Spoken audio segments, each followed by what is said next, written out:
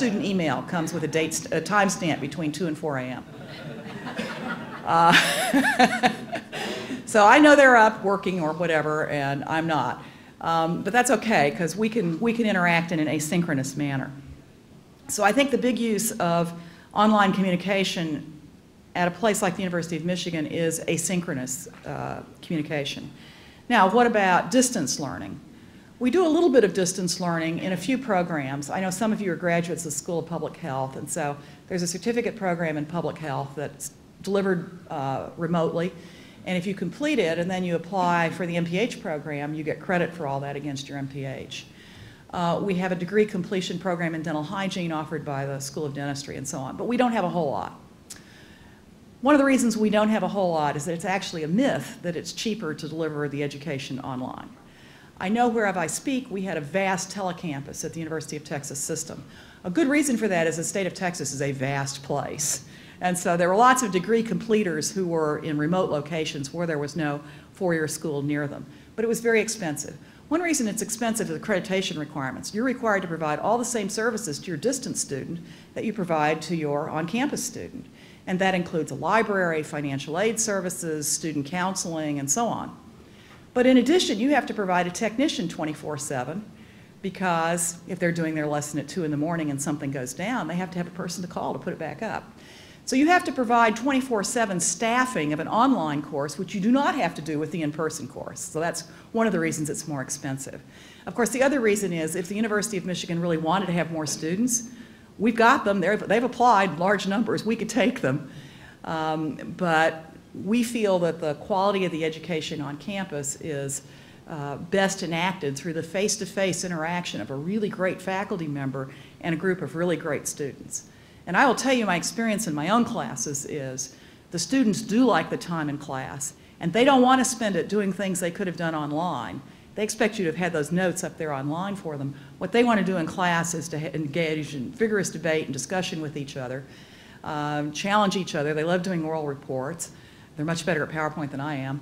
And, so there's very good reason to still have class and to have it face-to-face. But I do think that online learning in some areas has been very rich, very productive, very useful. I certainly think in terms of continuing education, online representation is something that U of M should look into more systematically. Yes, sir?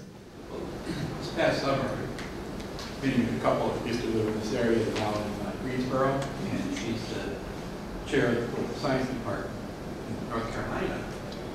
And she's going crazy. She's trying to plan, she's already planning her spring semester, but she doesn't know what her resources are. Right. The dean says, well, you might have to cut this percent, that percent, the legislature, no. So I was just curious, how does the university, how do you deal with that uncertainty in planning your courses and your whole campus activities? I know whereof you speak. So as you may know, the provost at Michigan is the chief budget officer, and when I came, I instituted a practice that we had in Texas, which was when we hold our annual budget hearing with every unit, I asked them to tell me what they would do if their budget was cut 1%, 3%, or 5%. Now, that doesn't mean we're going to actually cut them, but it means think through your priorities and think about what is the first thing you would stop doing. And so on the occasions when we have had to enact a cut, it means that every unit leader has already thought through what are the things that would have to go. And just setting that process, that annual process of setting priorities is very valuable. Sometimes I will see something that's just such an obvious thing to do, I will say, why don't you go ahead and stop doing that and recycle that money to some higher priority item? So that's one of the ways that we've done it. We've been thinking about it every year. And all of my deans, they've got a list. They know what they'll do. They don't even have to think about it. If I tell them I'm cutting your budget 1%, they know what they're going to do.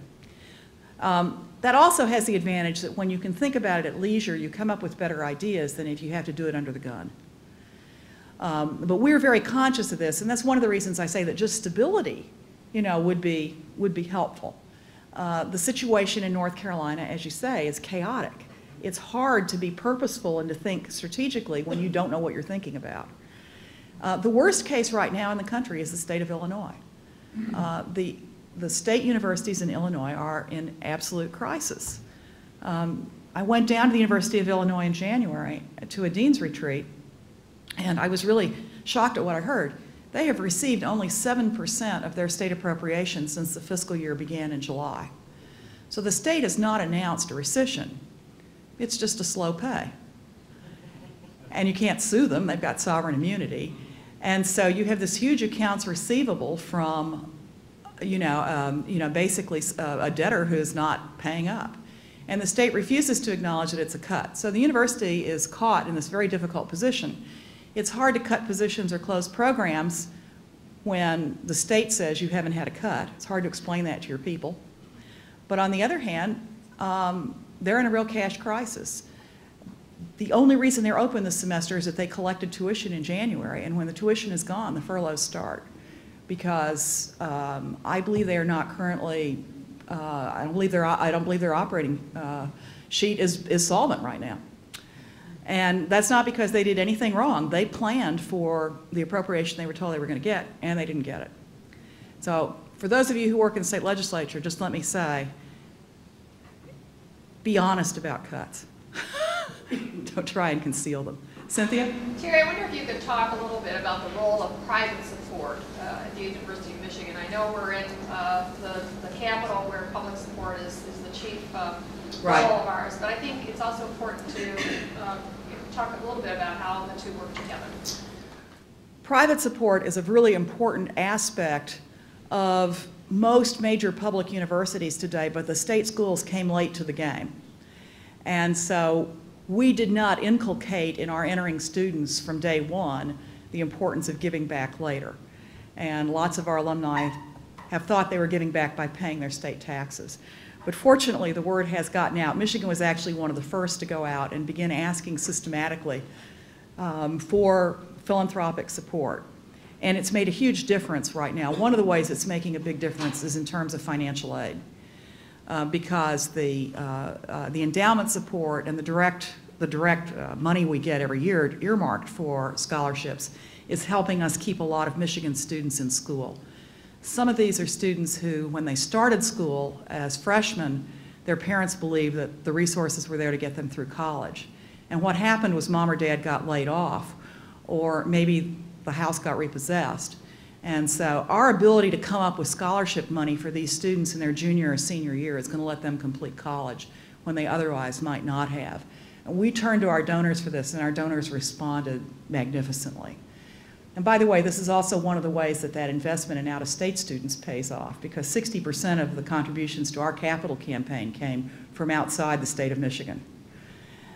If you look at some of the building that's going on our campus right now, the stadium project, obviously, and the Mott Women's and Children's Hospital, there is neither tuition nor taxpayer money in either one of those.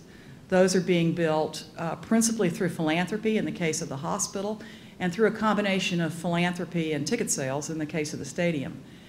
Most of the building going on campus these days really is being funded by some source other than the state, and we've turned to philanthropists in large measure for that.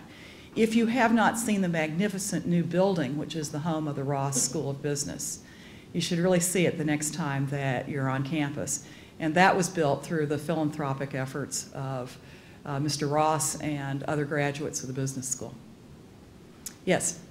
I don't have a question, just a couple of quick comments. One, you're not alone. There are at least two of us here who went to James Madison College. It